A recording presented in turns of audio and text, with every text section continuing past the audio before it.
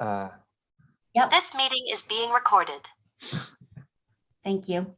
Well, Thank you. just in time for Meg to arrive. So. Hey, Meg. So yeah, we have pretty much everyone here. I'll just go through everybody as a roll call.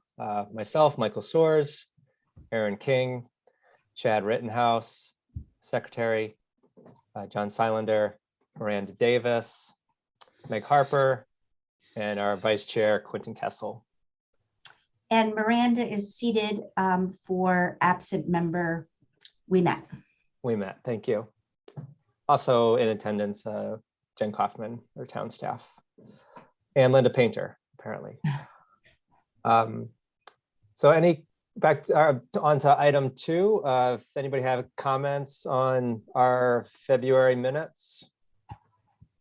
I have several. Momentary lapse. Correcting some typos in the call to order and roll call. There was an errant hyphen and alternates was plural and it should be singular. And I failed to sign this round of minutes. So I will add that signature as well. So with those I have your signature, Chad. Yeah, I have your signature. Oh, yes, it's on there. Oh, great. Well, I bet the typos are still there though. So I must have pulled it and signed it and then sent it. If there's an errant hyphen and alternates is plural in the order and roll call, I would like to fix that. Great. Those are minor typos. You can just fix those and send them along as you always do, Chad. Yeah, any other? It's okay comments? either way. If you have those typos in there, I think it's still okay. good. Yeah. So Doesn't affect the substance for the most part. no. Someday it might. That's good. Any other comments, amendments? Have a vote to accept the minutes as Chad has suggested. He will amend them. So moved. So moved. Seconded. Okay, thank you, Quentin and Aaron. Is that? Well, I'll assume everybody's voting in favor. Does anybody want to abstain or vote against? John, you're going to abstain. I'm just abstaining because I was, lost somewhere in the Galapagos at that last meeting. You're just going to pepper that into the meeting, aren't you? Every chance you get. That's fine. Okay, so those minutes have passed unanimously with John's abstention. Don't believe we have any written comments, or nobody's here, Jennifer, for public comment? No. Okay. If we can go on to item 4A, which is old business. 4A is application W1625 CPH Mansfield LLC for a inland wetlands license for mixed use at 106 Stores Road. So they are just looking for an extension. Jennifer, is that? Yep. So they are not ready. They have some work to do, and they can grant us up. They get 35 days. So it's 65 days to open the hearing, 35 days to close the hearing, 35 days for the Inland Wetlands Agency to make the decision, and they can get up to 65 days of extensions. And so they're using their extensions right now. Okay. Thank you for that update. Anybody have any comments on that?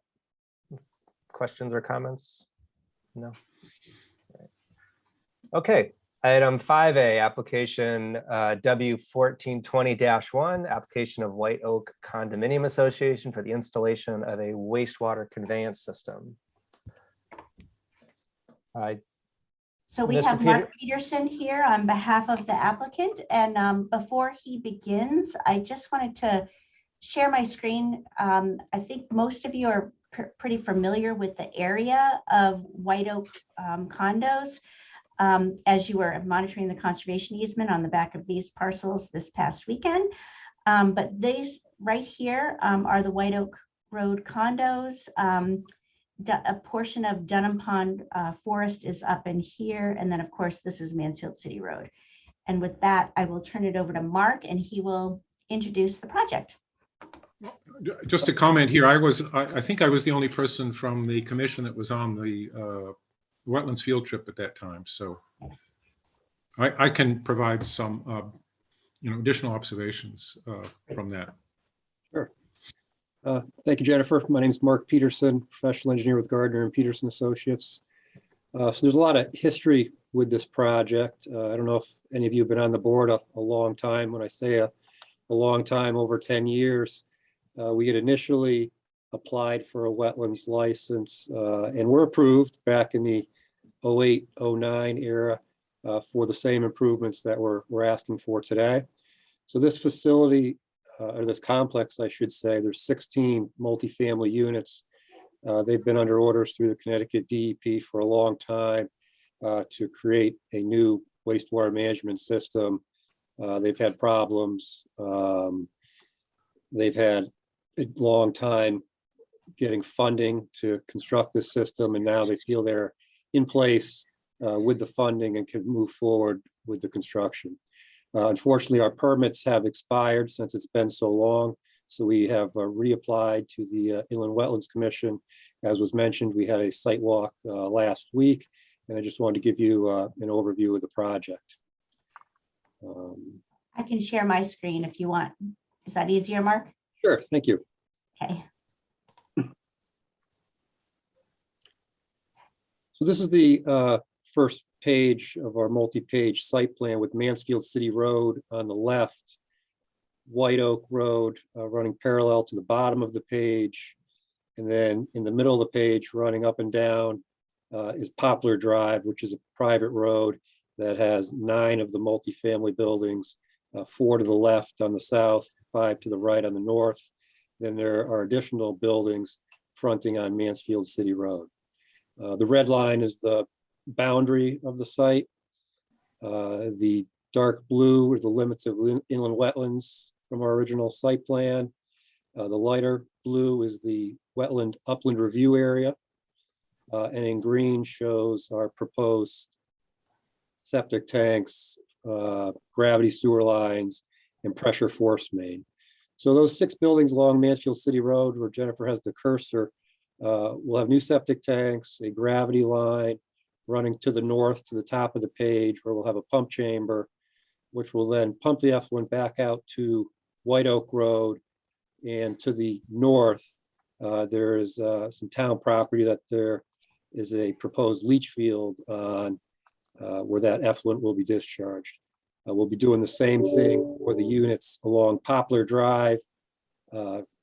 Effluent will be piped back to the north end of the site, also pumped out to White Oak and into the same leaching system to the north, just off of this page.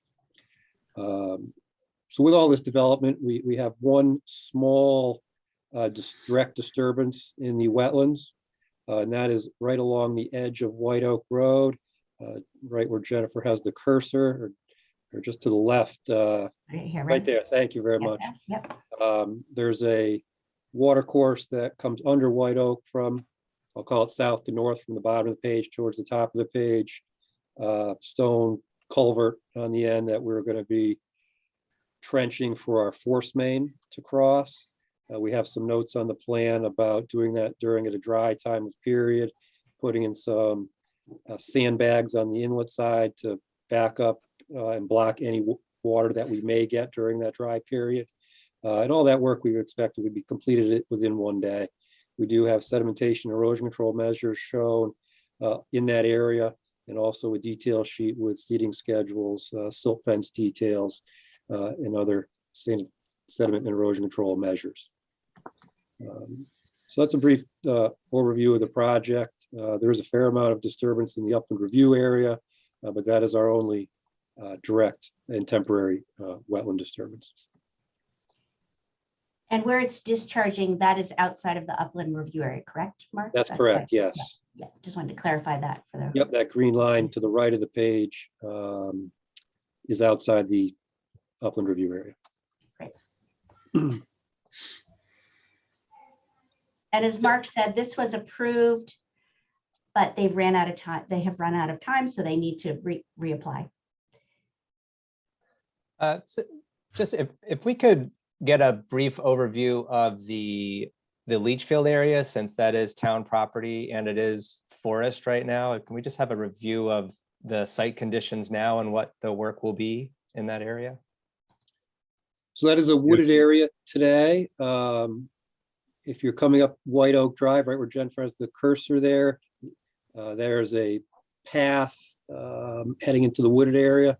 One of these stipulations, I believe it's from the town council, would be to put a gate and some boulders there to make sure there are no vehicles or other intrusion that we don't want to head out to that area. So there'd be a large leaching system constructed out there. It would be responsibility of the White Oak to mow that grass area once that is final stabilized and we have topsoil and seed and grass growing in that area. There's appropriate easements in place for that work to be done and for them to utilize that space. I guess they have not been recorded, but on paper, we have that proposed as part of our plan set. What's the approximate limit, the size of the area to be cleared? We have a rough estimate on that. The easement's sizable, 5.5 acres, I believe. There are two large leaching systems. You know, we've got over 11,000 gallons a day of effluent for design flow. I know the usage is significantly less, but we're talking about a pretty significant size leaching area. I'm sure we're clearing, shoot from the hip, an acre of land. There was a map of that. We submitted a 5-page set. Yeah, I can pull that up if.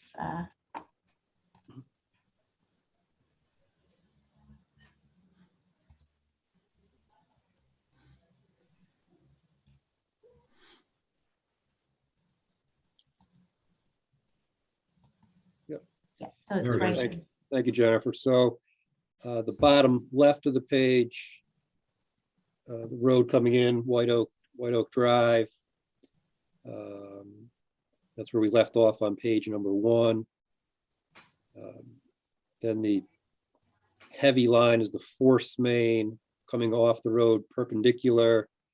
If you slide your cursor a little more to the right there, as we come into the open space to a distribution box in the first leaching area, which is 6 rows of leach field with an overflow to a second leach field with an additional, I believe it's 6 rows again, with proposed site grading, sedimentation and erosion controls, stockpile areas.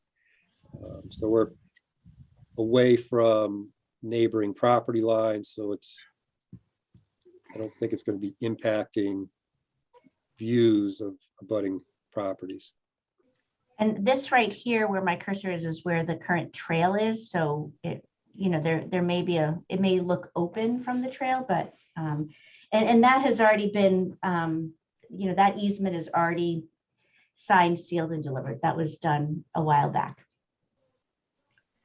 You mean the trail easement or the leach field easement? The leach field easement. Okay. So the trail is that what looks like a road there. I mean, it's not really Yeah. designated as a trail. It's not a dashed line or that sort of thing. But Yeah, it's an old road if you're familiar with that property. but it is part of the trail system in that whole complex there. Is that Correct. Yep, it goes right in here through. There's a brook way over in here, and then you go right into Dunham Pond Forest. That was part of the former not Simpson. I'm blanking, but sounds like Dunham? Simpson. We bought that probably in like 2003, a long time ago. Was that Dunham? Is that Yeah. part of Dunham? Yeah. Okay. Yes. So the polygon there you can see is, and it goes from the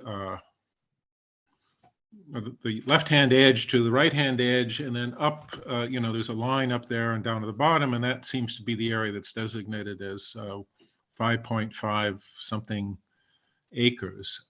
It's not entirely clear how much of that will be cleared of trees. But just to cover the area where the septic system's going in, it's going to be 2 or 3 acres, it seems to me anyways, looking at that. Obviously, you can't let the trees grow back again or it will compromise the system. We had this discussion out there, and I am assuming that somehow White Oak Condominium Association will take care of the mowing of this, but I'm not sure exactly what the specifications are on that. This may be an important opportunity to actually encourage a pollinator system. I have, for example, I have a meadow in my backyard. I mow it once a year, and that really provides a pollinator system, and there's no shrubby, woody vegetation that comes up on that. But somehow this should be, it seems to me, some directive laid out on in terms of what what the Conservation Commission would desire, and and who is actually responsible for executing that. So there's going to be, Mark can speak to that because he's been working with Derek Delay on this, but can you speak to the mechanism that if this fails again, maintenance, all of that? I know that you and Derek have been working through those issues. Yeah, Derek and I have more discussions to have, but there's an agreement where White Oak has to contribute to a fund. That the intent of that fund is in case there's ever a failure in the future, there's resources to provide maintenance or build a new system. So we're still working through the details as to how many years, interest rates, how's this fund going to grow, how much money do they need to put in. Yes, if there's some minor repair needed, they can pull money from that fund to replace a D-box or a septic tank. But I think the town's intent is over time to have a significant source of money where this could be rebuilt and we don't have to wait 10 plus years to come up with funding down the road. Now, I don't foresee this failing in my lifetime, but someday there'll be maybe some issues that arise, and there'll be some resources to rebuild it. But there will need to be at least an annual maintenance of one mowing a year. Yeah, I would expect that would be White Oak's responsibility. I can't imagine the town of Mansfield's would be interested in taking care of that, and they should be maintaining that to protect their system so we don't get the woody growth that you had mentioned, as those roots could damage the system. So is that specified somewhere? It seems to me that we should John, I make think sure. I think that's an important part to include in our motion, and Okay. so I just like hold on to that idea, because I think it's valuable to recommend to inland wetlands. I mean, I think that really is inland wetlands they can require, the maintenance agreement is going to be part of that whole legal document. And so I think you could add that to your motion, just say you recommend, you would strongly encourage that White Oak Road is, required to maintain this properly. And if there are to be plantings, you recommend using some native pollinator plants. I think Jennifer just made a motion.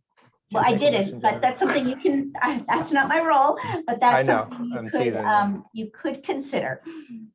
Yeah, that's what I was thinking as well. Does anybody have any other questions or comments, or want to make a motion, or want to see the plan again? Did the original plan include comments on fertilizers, pesticides, herbicides, and stuff? I wouldn't imagine I guess it depends on what their intended use for it will be. I wouldn't imagine they'll be using chemicals on it, but it's something we could add to the motion. Just sort of some background on this. My sense is it's not a complex management procedure here. Is what will happen is you will get probably dominance by maybe a couple of different species of goldenrod, maybe some New England asters coming in here. Even if you don't implant anything, these things will naturally come in with an annual mowing. If you do, mowing over several, at least a couple of times, 3 or 4 times during the summer, you'll get a grass, just pure sort of grassland coming in this. And so that, from a encouraging pollinators perspective here, once a year or maybe twice a year, initially early in the late spring and then in late fall, you will get in sort of goldenrod, mainly sort of summer and fall flowering species that will come in to dominate this, as opposed to just pure grassland. You don't really have to, from my perspective here, do that much in terms of implanting things. And if you do, then that can be done in terms of some of the, after sort of disturbance of, you have bare ground, then you can, in the bare ground areas, and then offer, and there's a variety of different wildflower mixtures that you can put in that are available that will provide a sort of perennial cover on this. Yeah, I mean, milkweed's pretty easy to seed. Yes, so, and then after that, it sort of is, probably goldenrods will take over, on an annual mowing. In terms of the, sorry, go ahead, John. No, that, I'm not suggesting that we need to sort of provide a directive here of sort of the intensive management of this, but rather to encourage pollinator garden species, natural native species. No, I think it's been established that you can do it very low tech, which is pretty much, bare minimum, nothing has to be seeded, and it's just mowed 1 time a year. And that would be adequate. I mean, they do that on dams. They'll mow them once a year just to keep the woodies down, and it can be left for nesting and pollinators the rest of that growing season. I just wanted to go back to the sort of the residential area. That is Right, Aaron has a question there. What's that? Okay, I just wanted to see the parcel map again, the town GIS. Sure. Where are we here?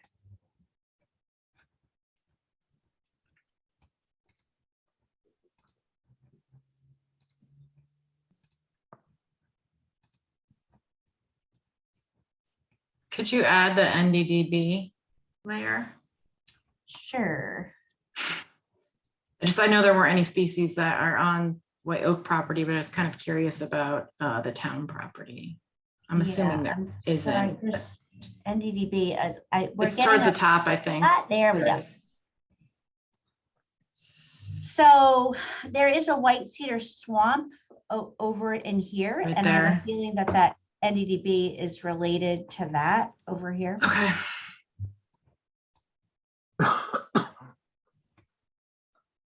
Thanks. I just wanted to see that. Sorry, Michael. No, that was a great catch. I appreciate that. And I just wanted to say I did misspeak. The trail is actually there's a lower road, so it's not on this map, but it's not the higher road that's closer to the septic system. So we used to have trails on the GIS page here. Didn't yes, yes, we did. Okay. Will they come And back? we are possibly? going to be adding them actually as we're moving to a new public facing GIS system Okay. in the next few months, and we will be adding those. This one's pretty good, so I hope it's as good as this one. Yeah, it is better, much better. Okay. I just wanted to go back to where the wetlands and the upland review area is, and if folks had questions about any of that, or I guess maybe to you, Mr. Peterson, is our new pipes are being put into the ground, or maybe we can go back to the original first page of the plan, Jen. Yeah, so our piping would consist of gravity sewer pipe, pressure force main, no new drainage pipes. Most of the work's going to be done within the grass areas behind the units, along the shoulder of the road. So behind the houses that are on Mansfield City, Correct. which that would be in the upland review, and then along Correct. Poplar Lane, down the middle of Poplar. No, behind the units on Poplar Lane as well. We have lower level units? So Poplar I Lane see. is elevated. Gotcha. There's 2-story buildings, so we have lower level units. We need to get the plumbing out the back of each unit to a new tank. And then that would be conveyed to our pump chamber. I believe our Jen, force could you- main is running parallel to Poplar, but not within the road. Jen, could you put up the plan page of this area? Yes. Oh, let's see. There was Plan- a color, Plan. the color, there was Oh, of the the color- house, the Oh, houses. This is the color one that Mark gave us or gave me to share with you. Not that one? The other page with the houses and the pipelines, and it's a 2-page plan set. This is the leach field that I'm looking at that you're sharing. I'm looking for the, Are you not seeing the color, the one with the green? Oh, no. No. No, I'm seeing the black and white leach field. that's what I'm page. looking at, so I don't know.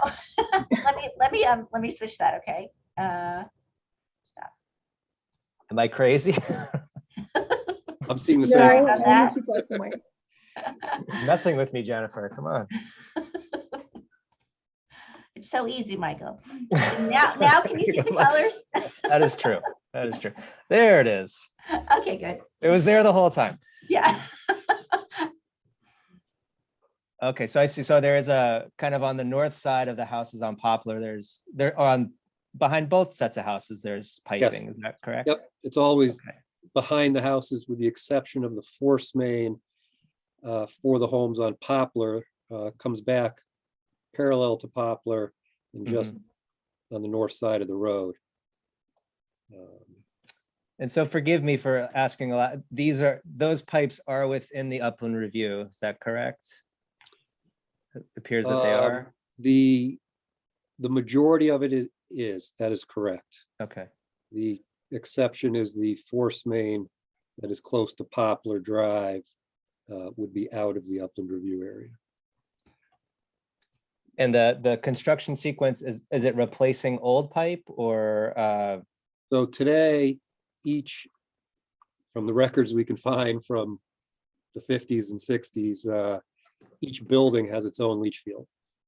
Oh, So for example, building 1, I know years ago, there was a repair septic system installed. There's a large elevated mound in the backyard, which we're showing on our plan, but we think each building had its own leach field. Probably wouldn't be built today due to the groundwater and the proximity to wetlands. Okay. We have a community system for this development. We just don't have space on site to build a leach field on this parcel. Sure. They kind of squeezed it in between the waterways that were there. So will the proposed piping encounter those old leach fields, and is part of this project to fill those in and decommission those? They won't be filled in. Yeah, I would not be surprised if we encounter some of those. So those septic tanks would need to be pumped out before they do any work. There's going to be some coordination for the contractor to make sure that people can continue to live there while this is going on. Utilize the septics and work around it. The force mains can have some bend in it to go under existing piping where it's necessary. But yeah, I'm sure we're going to encounter some old leach fields along the way. And it's Okay, going to thank go under one of the creeks. I think the creek that, at least when we were there, had flowing water in it. Is that correct? Correct. Yep, we've got a Underneath. discharge coming under White Oak Road. We're going to be doing that during a dry time of year. Nothing like we see out there today. So that'd be our only direct but temporary wetlands disturbance right along White Oak Road there.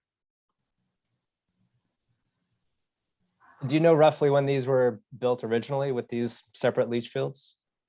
I think this development goes back to the late 50s. Record keeping's been a little challenging to find information on these leach fields or the sizes of them. Mhm. But we're pretty confident each building has their own. We know there's a tank for each building today. They're all going to be replaced, all new tanks. They've outlived their life expectancy. So is that, I'm just trying to understand the scope of the work. Are those tanks being, the leach fields are not being dealt with, but the tanks are going to be replaced as part of this project, and then all the tanks will be pumping to the community leach field?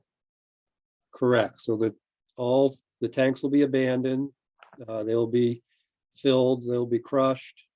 The existing leach fields, whatever's in the ground is going to stay in the ground. We will disconnect the piping to them.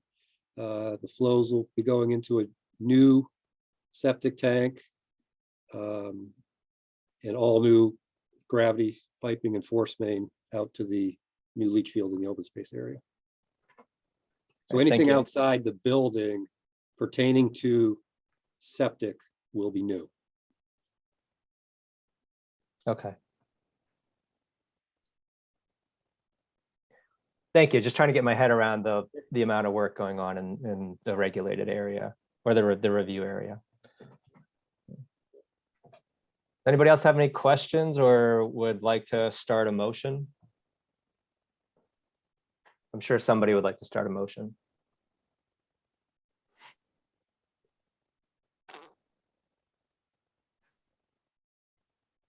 I think our primary motion should have to do with upland review area, erosion and sedimentation control.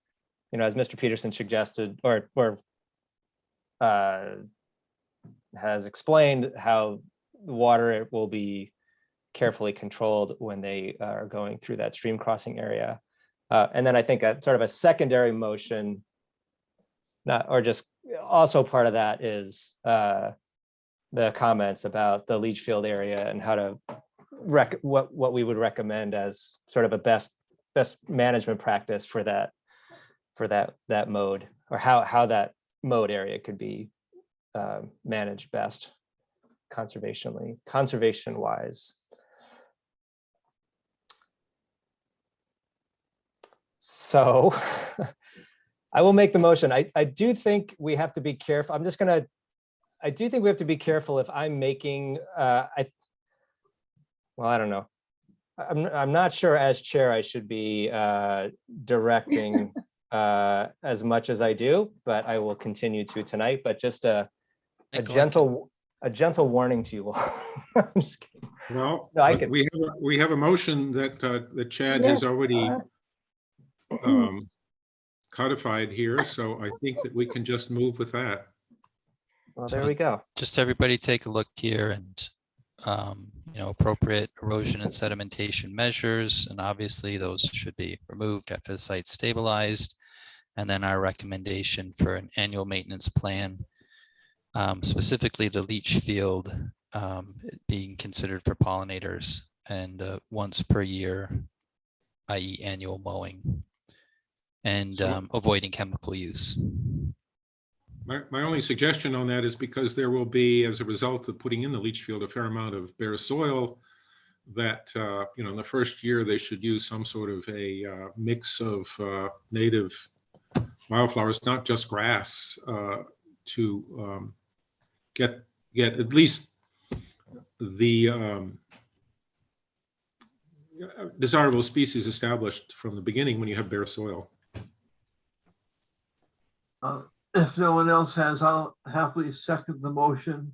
And my recall is the chair is allowed to make motions on this Conservation Commission. Thank you, Clayton.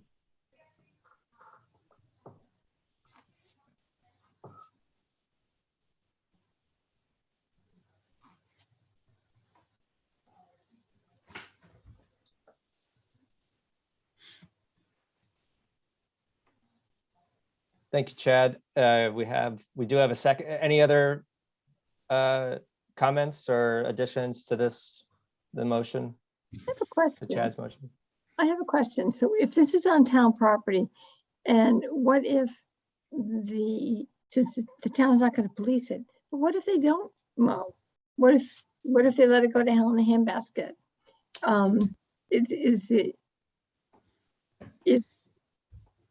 I think what it's going to go with that maintenance agreement. So that would be if there are that would be my understanding. But that's going to be, we've talked about that with the White Oak Condo Associations, and it's going to be reviewed by our attorney to ensure that if it's not maintained, we have sufficient funds to then repair it, so that we're not stuck with this.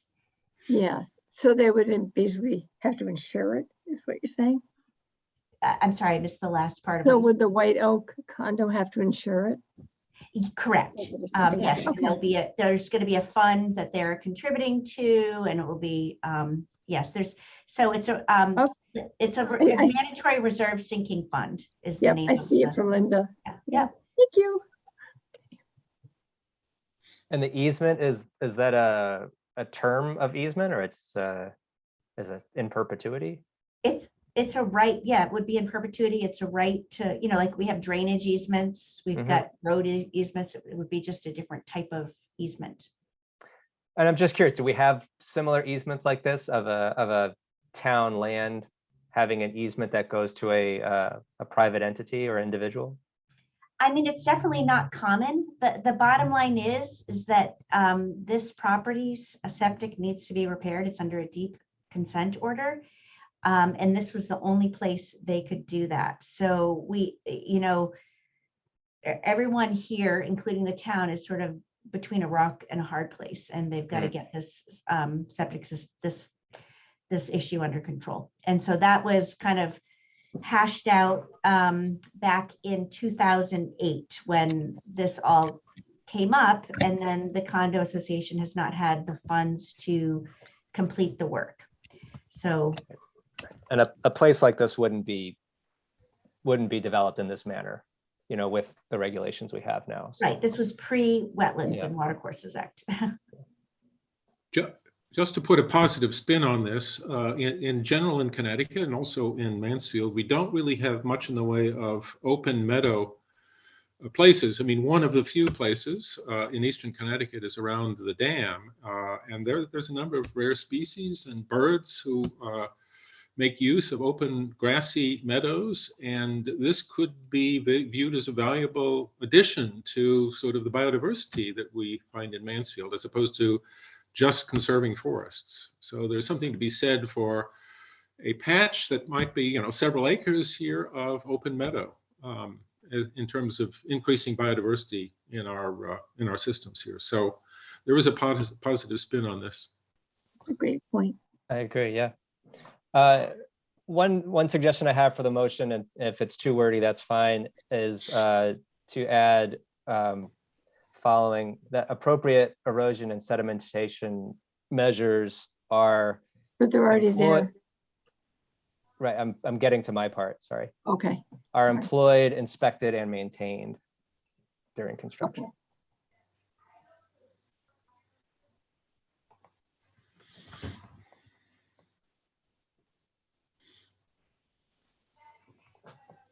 Anything else on this motion?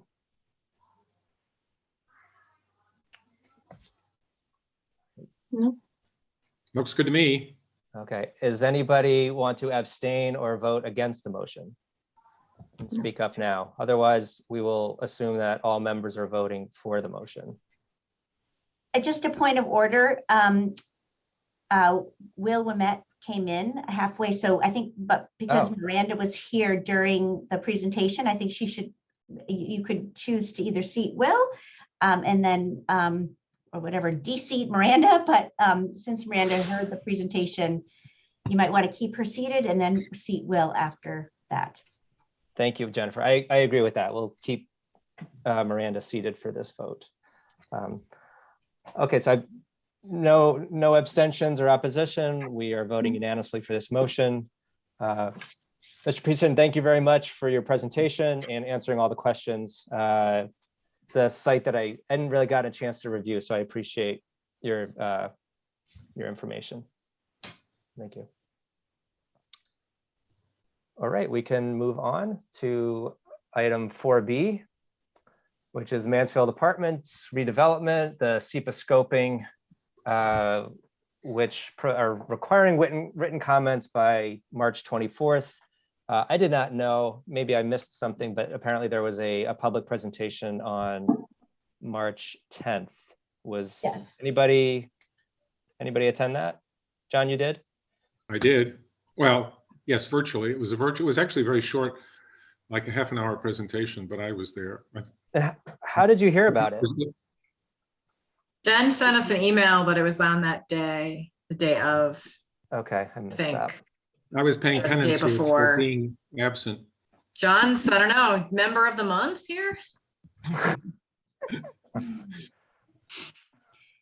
Is that a thing now? presentation, as John said, was pretty short. It is, there's a recording on their website. And I did include the PowerPoint that was shared during that presentation in your packet. You also shared, or you also included, Jennifer, some of the information on Moss Sanctuary. Could you kind of catch us up, or just maybe quickly summarize how Moss and that potential educational center fits into this project? Sure. So back in, I think it was 2010, UConn owned the Moss Sanctuary. And through a negotiated deal, UConn transferred the Moss Sanctuary to the Connecticut Forest and Parks Association. The Connecticut Forest and Parks Association put an easement on it and then immediately transferred it to the town of Mansfield. There is part of the deal, and I'll share this, make sure I'm sharing the right ones. Let's see here. So part of, can you see do you see Moss Sanctuary baseline documentation map? Yep. Yes. Okay. So part of that was that there was going to be a potential location for an educational facility, 4 acres. That was just something that the town, when this whole land transfer was happening, we thought would be, we thought maybe we'd want an educational facility. We thought, given the location of the Moss Sanctuary, proximity to the high school and the community center, that this would be a good location. We've not decided that we are going to put one. We don't have a budget for one, but if we wanted one, there would be the ability to put one in this general location.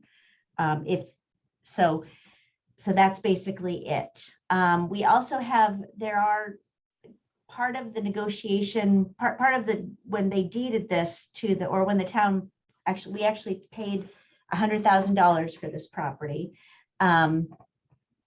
There, we are allowed to have 6 parking spots, and UConn, for a while there, we were getting passes, and I was managing that. Every year UConn would give us 6 passes, and then people would sign them out at the community center, but no one really was using them. People just parked at the townhouse. So that's all in the deed as well. But I'm not sure that that's really germane. Those details are germane necessarily right now to the redevelopment. I'm going to make sure that UConn's aware of, I'm sure they are aware of this deed, but I will make sure that I will send that to them again so that they understand all the terms. But that has to go with the Moss Sanctuary. I think what is, I think one of the things to think about is just the proximity of this development to the Moss Sanctuary, the fact that there are currently 270 residents or bedrooms in that facility, and they are proposing to increase that to 900 and also 450 additional, or 450 parking spots. It's not clear how many parking spots there are now. I'm not sure how many there are. Not 450. Not 450, no. And the other thing is the height. They're looking at 2 to 4 buildings at 5 to 7 stories tall, plus community amenities. And that's it's not clear what those community amenities are. So right now they're in the scoping phase. From what I'm hearing from the Traffic Authority, the Parks and Natural Resources Committee, and town staff, I think we will be strongly recommending that they do a full environmental impact evaluation before moving forward. But ultimately, the town just makes these recommendations. So the way this normally works is that your comments will be forwarded over to the Planning and Zoning Commission and Town Council, and then the Planning and Zoning Commission and Town Council, they put together joint comments. UConn has agreed to extend the deadline so that the council can look at, the PZC will be looking at this on the 21st, and the council will be looking at it on the 28th.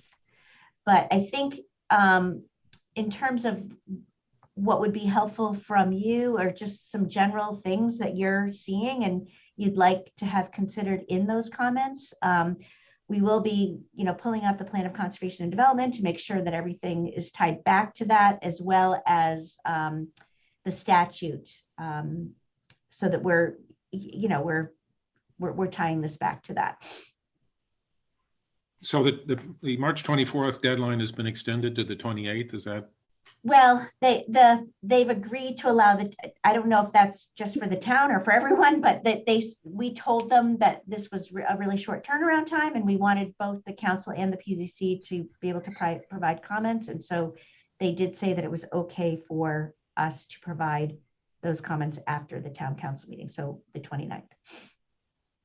I just want to be clear, this is Linda. This is not an extension overall to the comment period. This was a specific request because the council and the PZC just did not have a meeting scheduled that allowed for them to meet the deadline of the 24th. Quite frankly, what we may do is have the PZC submit comments so that we meet the official deadline, and then have the council review and confirm their support for those comments, or add comments or change if they're meeting on the 28th, because I do want to just to really emphasize that the deadline for public comments is the 24th. This is something that UConn has worked with us on in the past, but it's not an overall change to the comment deadline for anyone. Now, Okay. In our minutes, I see that there is some comments from Inland Wetlands or PZC that are relevant to some things that we might want to consider. Right, Linda did sort of we make these comments a lot, and so she had just she had drafted a memo for the Planning and Zoning Commission for their March 7th meeting. So I just, because it had so many useful items in it, I included it in your packet. I see. And there will be more comments. That was before the scoping session, before we had any idea of more details that they released on the 24th, or on the 10th rather. Of course, since this is University of Connecticut, they can ignore or do whatever they want as far as the development of the property that they in fact own, correct?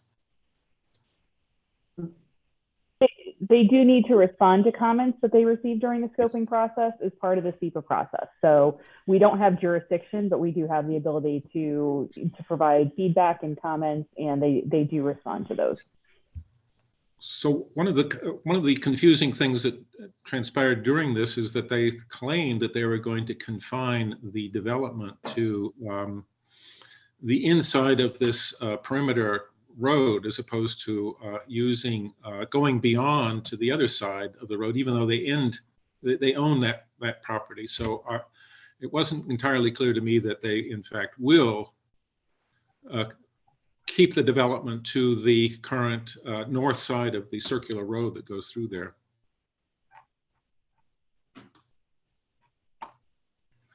I raised this because there are wetlands. I mean, I went back and looked at some of the aerial photographs for this area, and there's wetlands that come up right to the edge of the road, basically. If you look at the spring false color infrared photographs for this area. There are seeps and springs that do come up virtually to the edge of the road. Are you So from talking the about wetlands- this out parcel E? Can you guys see this area? I'm looking at the whole circular road. You can see the road, which goes around in a semicircle there. They own property beyond that. You can see that red area. No, Yeah. they specifically excluded that out parcel. I'm not sure why, but there are wetlands that are all along through there that abut quite close to the edge of the road. So that's what Jennifer, go to page 15. 15. 15 has the wetlands on there. Just Oh, keep yeah, going down. that is, yes, that is the wetlands, but again, no, That's- unsurveyed. Those are not surveyed. yeah, those are Yeah. not field delineated. So Right. I would say that this is probably wet. Yeah. I don't know, but they are gonna have to do, field delineated wetlands, just like we would require of someone. And there are wetlands that go up along 195 there. If you look at the false color Yeah. infrared Yep. photographs from the spring, you can see water courses that come up pretty close to the edge of that property there. So That's one thing I was thinking about the design is, for me anyway, is that they do, wait, well, let me back up a bit. The plan on page 8 that's included in this presentation, I thought it was what's proposed, but it looks like it's actually what's already constructed. Yeah. Yeah, So they haven't provided us with an idea of what might be on the site. So it's hard to, I guess it's hard to have substantive comments about, I guess this showed stormwater going out into Moss Sanctuary. And, since there's a stormwater system out on, was that South Eagleville? Is that South Eagleville? Yeah. Yeah. That they would refrain from sending stormwater south into the property and instead tie it into the existing stormwater system. But I'm not sure if that's, or I'm not sure what other people would think about that. without any plans, it's really very difficult to assess what's going to happen here. And the worry is that the density of housing units is going to be 4 times what it currently is, 900, going from 250 something to 900. And the parking area is going to also increase by a factor of 3, rough estimate. And that's a lot of surface area that is going to have stormwater drainage that goes who knows where. So and so we can say, I mean, the best practices these days is that a parcel keeps all of its stormwater and treats it all on site, right? And so if these are going to be what LEED gold buildings, then they will have to, we could expect that they're going to use the best stormwater management practices and devices possible. I think that and we don't have enough detail to know what they're doing. So I think with a environmental impact evaluation, we would get more detail. So I think if you're feeling that this is, a significant increase in density and addition of population, then I think, and you That's feel all like we could really say, right? Is that we recommend them doing the environmental impact statement. I mean, yeah, and you would like them to look at things. I think you would be general, right? You want them to look at things like stormwater, buffering the Moss Sanctuary, traffic, and impact on water quality that flows into Tiff Pond as a result of this. absolutely. There's a number of several Yukon courses that use this as a field site. It's used by the town as a field site. We don't want to have this impacted in terms of runoff, potential runoff that goes into these headwater streams that then eventually flow into Tiff Pond. So Yeah, Well, that was my point. It's more than just flowing into Tiff's Pond, right? The outlet goes down into the public water supply watershed in the Fenton River. If Jennifer could clarify one thing for me, when you speak of environmental impact statement, you are speaking of the SEPA process. EIE. EIE. Yeah, an EIE, yeah. Yeah.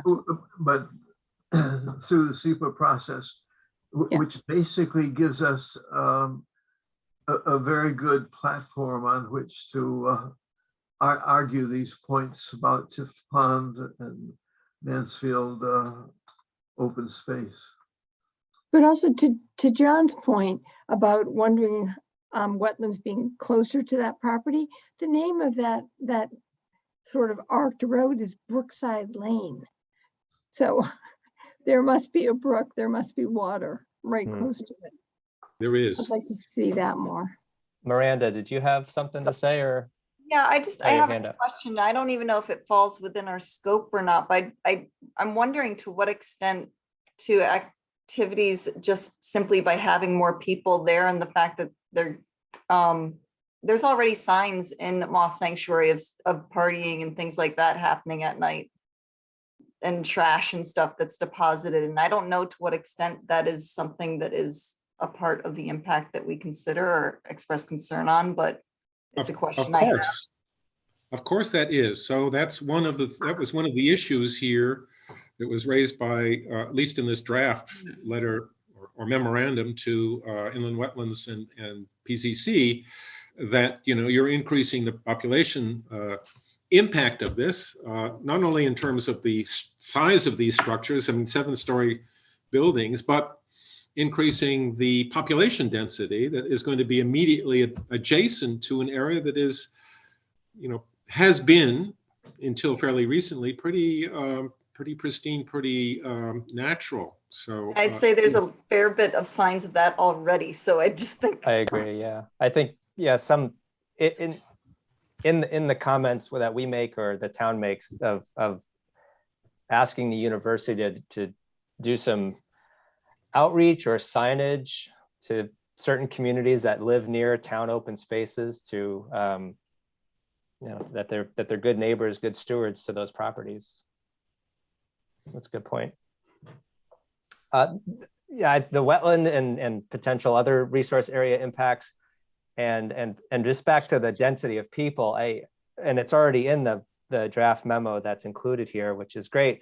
It's just every time we have a site that is adding, you know, potentially more cars and people, I just really hope that the transportation design is pedestrian focused and bike focused and public transit focused and reduces the car focus, because with the development happening at Four Corners and projects like this, it's really our roads are not getting wider, you know, more capacity. So it's really becoming a concern to me that this sort of stores area is going to become more and more gridlocked as time goes on. So I'm happy to see that in here. I hope we can emphasize that the focus is on not a single person to car kind of culture. If we can use UConn's transit system and anything else to get around that. There's one other issue too that I want to raise here, and that is access.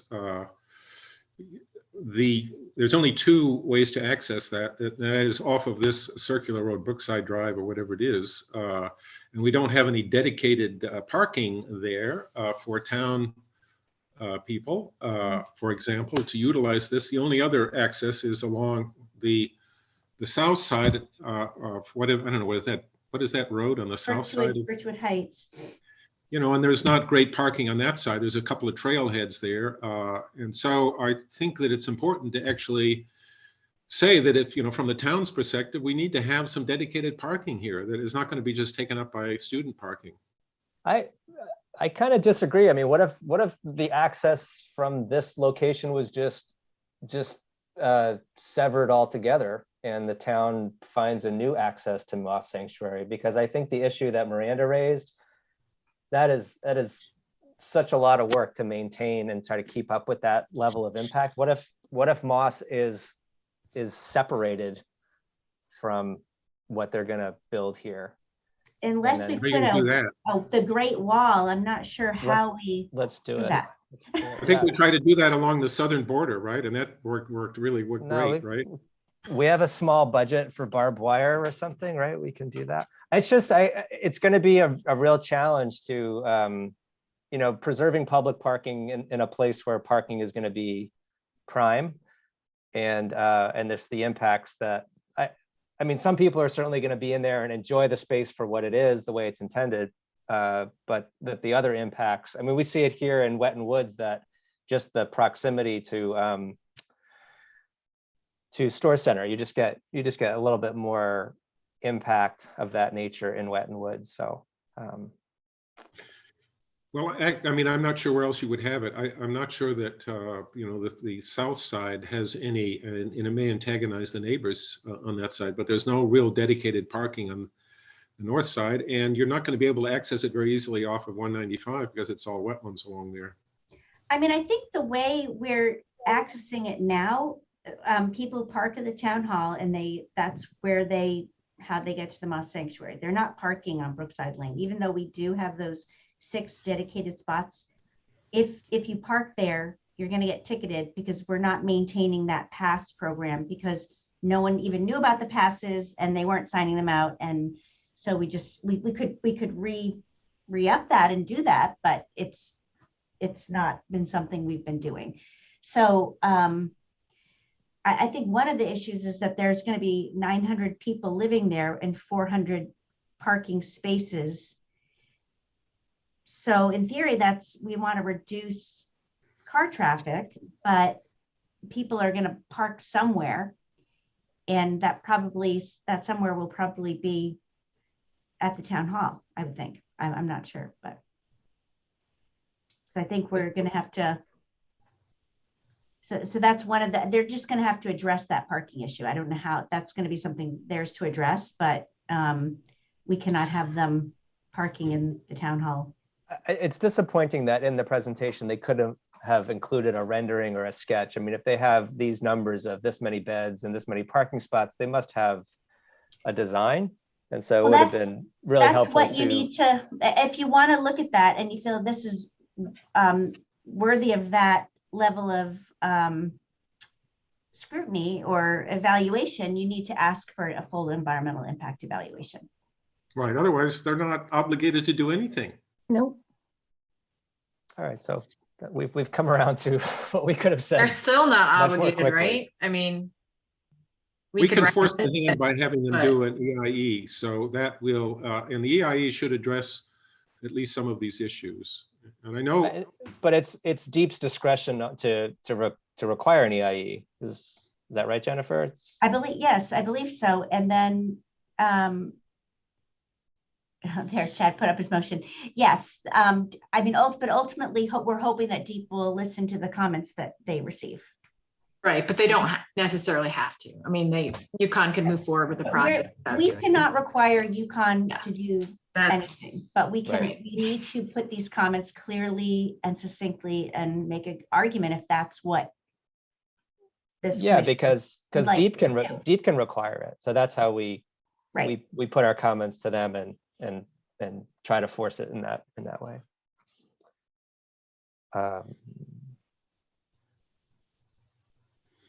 So I didn't capture this as a motion. This is more just trying to get notes going. And so give it a read and I'm happy to edit. I would suggest impact to wetlands and water quality, maybe. I mean, wetlands are more general, and we do know that there is some water there. We don't know what kind of system it is, but I think water quality sort of fits in with either runoff or stormwater drainage and that sort of thing. So I had sent a link in the chat about SEPA, and I think you should focus on what the areas this commission feels is necessary, but there's a whole list of things that we can look at, that recommend that they address. Direct and indirect effects. Direct effects are the primary environmental consequences. And it goes through water quality, public water supply systems, flooding, in-stream flows, disruption or alteration of historic, archaeological, cultural, recreational, building, object, district sites. It goes on. There's 21 of those items. So Those are the ones on page 12 of the presentation, maybe? The no, physical, natural. No, Oh, no. I can share my screen if, and I don't know that we need to get bogged down in that. I will just show you really quickly. I just think the motion could say, you know, whatever this group of criteria are, it seems to this commission that the project reaches a threshold for review on many of these, whatever they're called, these direct and indirect effects. So there's things like displacement or addition of substantial numbers of people, substantial increase in congestion, traffic, recreational, other, air quality, noise levels. And these are described as direct and indirect effects that may trigger a SEPA? Which they would have to address through a EIE. EIE. Yeah. There is one little interesting historical note here. I don't know whether it's worth mentioning on this, but if you look at the aerial photos, you see lines of trees, and those were red pine and white pine that were planted in the 1930s by Albert Moss himself. Yeah. Most of the red pines have succumbed to various diseases and have died off, but the white pines are still there. You go in there and you can see basically these lines of trees that Albert Moss planted in the 1930s, which is of some historical interest, at least from a natural history perspective. Chad, would you put your motion back up, please? I'm just wondering if we want to Jennifer's point, I don't want to itemize all of those, but do we want to say that, you know, it's in our opinion that the project does have a number of the direct and indirect effects that are itemized or included in the SEPA regulations? Yes, I would recommend saying that without enumerating them all, but I think that there's several different components of that. I don't even think we need to list them at this point. It's just right. there's quite a few Yes. that We would could just be say direct or indirect effects, and also cumulative effects is another thing they talk about. It is. But then you can take away potential impacts. But let's make this into a firmer motion, which is basically the Mansfield Conservation Commission requests that the exactly. Through their SEPA authority, you know, insist or ask, impose on this project that a full environmental impact evaluation be done. Yep, I totally agree. And also, I don't think that a SEPA request has to be through DEP, because a lot of the work that I do for DOT, for Connecticut DOT, goes right to SEPA through DOT. Not a lot of coordination with DEEP. They don't even talk to each other. But DOT is funny. They have their own environmental permitting branch, don't they? Yep, or something like that. Well, yeah, but they do. They're typically doing EIEs and EAs because it's federal and state funding, you know. But they're always invoking SEPA, and you see that through the SHPO office, through the State Historic Preservation Office, will invoke SEPA for an EIE without going through DEEP. So I think any state agency. I think it's actually OP. I'm looking at the SEPA process, and it looked, and that's from the UConn's presentation, and it looks like there's a state action that happens, and then they do the money scoping. Yeah. Linda does this way more than I do, clearly. I believe the final decision comes from OPM. So typically DEP is a commenting agency. So, and I know I don't know a lot about this process because we're not a state agency. I do know that we had to do it for the Four Corners Store System. So that's how I know that ultimately, you know, OPM had to approve that EIE. I would believe that they would also be involved in whether, you know, a decision as to whether or not an EIE is warranted. I think the sponsoring agency typically writes a decision for OPM to consider.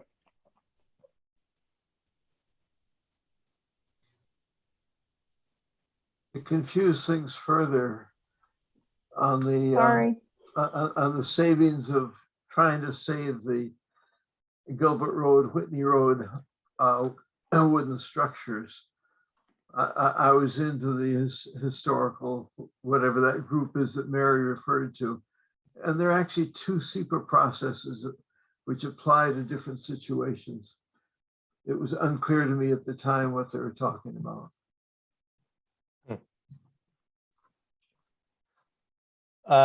Quentin,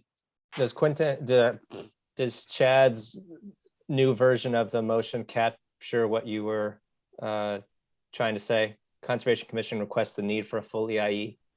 Well, I was more direct, requests the DEEP. Request, yeah, just request the, I'm totally in agreement with Quentin. Request that an EIE be completed. It's not just a need, we're requesting them to go ahead with it. Yes, yes, yes. So you request that deep require a full. Not okay. deep. No, just say that. Oh, God, sorry, you're right. Yeah. Sorry. Request that an Sorry. EIE be completed. Stuck on the deep thing. But I just got an email from James. Actually, I got it an hour ago asking for a link to the meeting. So Whoops. yeah, apparently. Anyway, so don't forget, it's in our charter.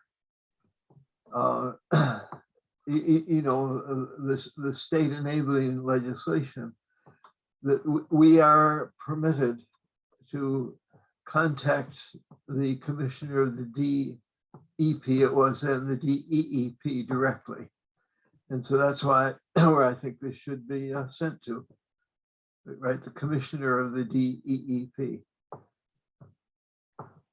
Well, I think what's happening is you're making a recommendation here to the town council and planning and zoning, and the planning and zoning commission, those two joint elected bodies are summarizing all of the town comments and presenting them to the person at UConn, who then passes them on to,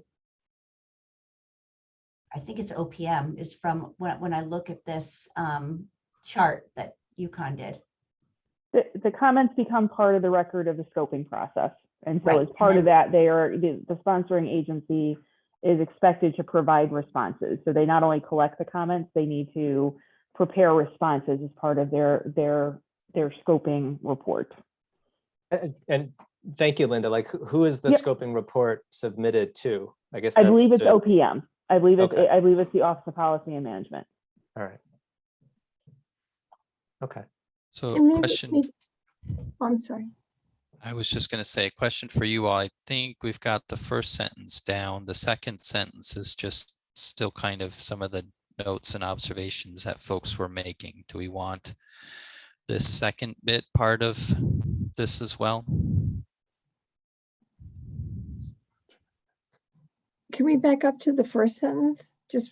I just wondered if instead of just wetlands and water quality, to John's point, if they're being seeps and perhaps streams, I wouldn't say only wetlands. Can we say wetlands and water courses or water sources? Well, I think you could sort of say water quality associated with seeps and streams that are Yeah, adjacent. because those are seeps that disappear, you know? Seeps are Which, wetlands. Seeps are wetlands, I think, and included in wetlands.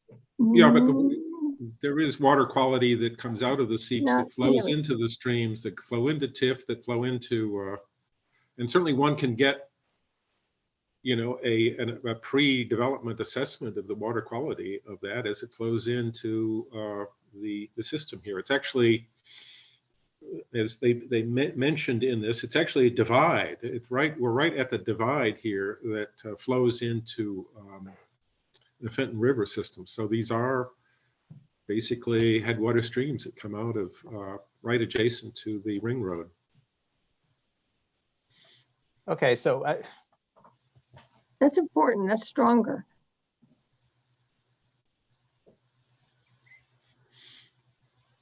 And as they mentioned on this, it does flow into the Fenton River, which is a class AA, water Mhm. quality system.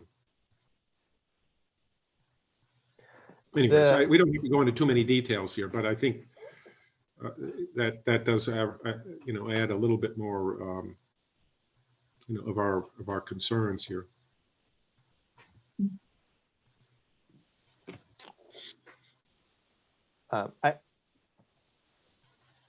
I mean, we could spend a lot of time wordsmithing. I'm not sure if this I is like it. the best time to really hone our language on this. I think this is good. I don't know if anybody wants to make any other recommendations. Looks good to me. Me too. Thanks, Will. Appreciate that thumb. That's good. Okay. All right, Chad, thank you very much for listening and sort of pulling motions together as we're talking. I very much appreciate Taking that. a secretary role to a new level, I'd say. At Yeah. this point. Yeah. You've ruined the rest of us. Live secretary. You're never leaving this role. That's right. He's Just not. so you I was know. just thinking that. It's the Scott trap, He can right? never leave. For those of us that Right. remember Scott. Right. Yeah, yeah, of Oh, course. yes. Scott lives on my road, so I see him all the time. Well, give it I my like best. to call him the scribe because of his fountain pen. All right, we need someone to move and someone to second if we're going to Who formalize this. would like to I'll make this move. their motion? I will. Thank you, Second. Meg. John, second. Thank you, John. So Meg moved. Yes. Yep. All right, I'm going to stop sharing so then I can add the copy paste and add in the appropriate stuff pending the outcome of this vote. Any, so no further comments on the motion or amendments, I assume. Is anybody voting against it or abstaining? No, everybody's voting in favor. I see everybody nodding. Okay, so we have a unanimous vote on Meg's motion. So thank you for that. Jen, do we know what the next step is? We'll just hear at some point whether or not the SEPA is going It forward. goes through the EIE. CEQ, the CEQ. or or environmental monitor or something. So yeah. Okay. All right. Thanks for including all the sort of side info on Moss. That was helpful. And just so you know, I did forward all of this to CFPA today because they hold the easement on the Moss Sanctuary. I thought they may be interested as well. Okay, well, that's good. Okay, park programming, item 5C. So our our summer programs are due next week. If anyone is interested in leading a walk. Someone from the Parks and Natural Resources Committee last night talked about doing sort of a wildflower inventory day. I'm not sure how I'm gonna, if I can plan that. There's a person named Tom Willett, maybe some of you know him, who may be interested in helping us lead that. But if any of you would like to lead a walk or anything like that in the summer, I'd greatly appreciate it. And I want to thank Michael for leading a snowshoe in the in Schoolhouse Brook Park within the past couple of weeks. Was there any snow? There was. There was? That was like a icy, crunchy thing. There was a snowstorm, kind of some snow. We were supposed to get more than we did. So I was all excited. And I was hyping it up. But it turned out that we didn't get as much as we thought we would. So I think they brought their snowshoes and then wore them for a little bit and then carried them. Is that how that went? We did them pretty much the whole time and then took them off right near the end. Yeah. But you did feel, it was because it was so frozen over, you could, the shoes were good at just keeping traction on the frozen ice. So I would do that walk again, Jennifer, in the summer, and maybe kind of just focus it more on the beaver pond. Okay. So I'll try to write something up and I'll run that by you. Erin's got her bird walk coming up in May. What are the summer months? Like what? The summer Exactly. months are June, July, and August. Okay. Like mid-June through the end of August. So back to the walk and the beaver pond. Is anyone sort of keeping track that the beavers aren't going to end up flooding the road? I don't know. No, Is there any alternative plans on this? I talked to them. It's all good. There's an understanding. They won't do that. So Oh, between you and the Beavers? maybe. I mean, there is a pretty beautiful lodge there, so I don't know that anyone knows how many beavers are there, but anyways, there is some Public Works management monitors questions. those culverts and all of that. So that's come on the walk, John. I mean, they've done an interesting job downstream of there where they've put in the main culvert and then they put in sort of an overflow culvert. So they've clearly been sort of thinking through what can happen. I'm not sure it would, if the dam failed, I mean, I think that would be pretty catastrophic, but the way the pond is situated on the landscape, it's not really, they would have to build the dam another 10 feet high for it to flood Clover Mill Road. But if the dam went, then it would probably, be catastrophic. But as it is now with the way they're maintaining the water, it doesn't seem like it's going to impact the road if they just keep maintaining the dam and where they are. But there's tons of fresh beaver activity around the whole pond. It's a pretty, and the dam itself is huge. It looks like from historical photos that they built it on top of an old man-made dam. And so it's, it's like 5 or 6 feet high, which you don't see dams like that at that height. So it's got to be, I don't know, 200 feet long. It's a pretty interesting site. It's several feet higher than it was, 20 years ago. So I've had student projects there a bunch of times. Doing what exactly? Well, one was I had a student this past fall who was studying the tree throw, all the uprooted trees that were basically vulnerable because of the beavers and all the oversaturation in the wetland.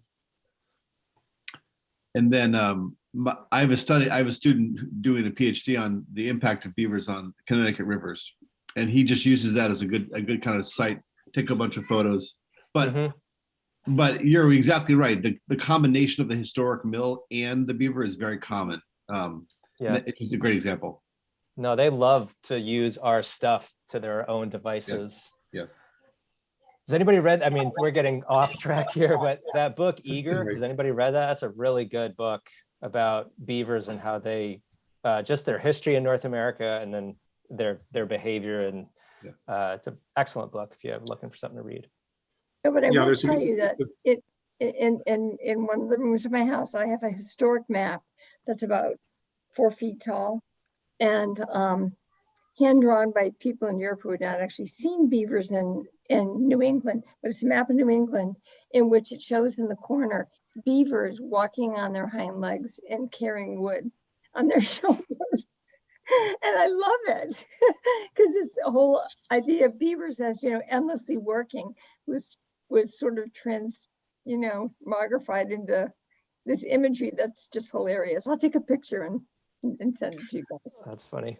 It's great. So beavers were introduced to Patagonia and they had an absolutely catastrophic effect on those systems because they're not native there and they have no predators. So it's just chaos if you go to some parts of Patagonia where they, as ecosystem engineers, just completely change the landscape.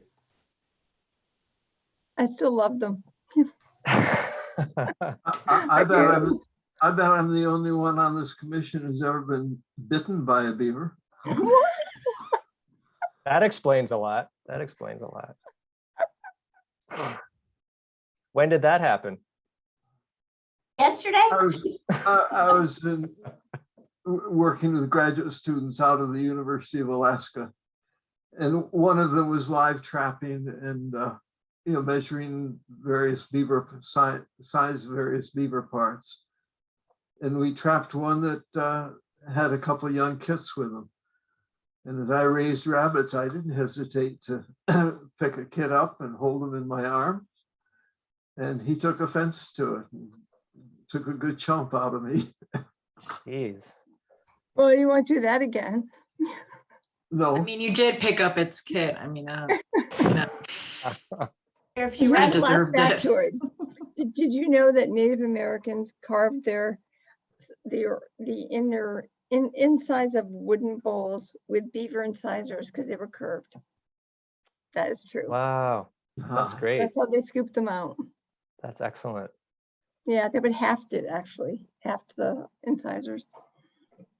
There was a guy up in Massachusetts last year who would bike every day, or he has been for years, biking to this pond and swimming the pond and then going home, just kind of his daily routine. And he was halfway across and got attacked by a beaver in the pond while he was swimming multiple times. multiple lived. times He's he got fine. attacked. What's that? He got attacked multiple times. Yeah, while he was Beavers- swimming in the pond. I mean, beavers are very territorial, and so it, Yeah, but it bit why him. did he keep doing that? I wonder. But well, that's another story. Hey, Chad. It Hey, was Chad, the one. can- It was the one swim getting bitten multiple times. Okay. Not multiple swims. No. Oh, okay. hey, Chad, can you show me the live editing of these notes, please? All right. All right. Yeah. Yeah. My Yeah. hands My have fault. not been on the keyboard for some time here, folks. Sorry. Okay. If anybody wants to do a walk, reach out to Jen. It would be great, and we'll all come along. Yes, and the Earth, well, under communicate, I do need a walk, someone to lead a walk on April 23rd, and I will reach out to Henry Fry, John, because he might be willing to do it. But if there is this Earth extravaganza at the community center, and I was thinking Moss Sanctuary would just be taking a few people or a group over to the Moss Sanctuary would be great, and a way for us, our committees, to do their part. Well, he But, should be so let primed me know. because this summer in May, he's going to be teaching the summer flora course at UConn. Okay. All right, I will reach out to him and hopefully he can help us. All right, Okay. 5E, return to in-person meetings. well, you skipped Is- D. Oh, I'm sorry.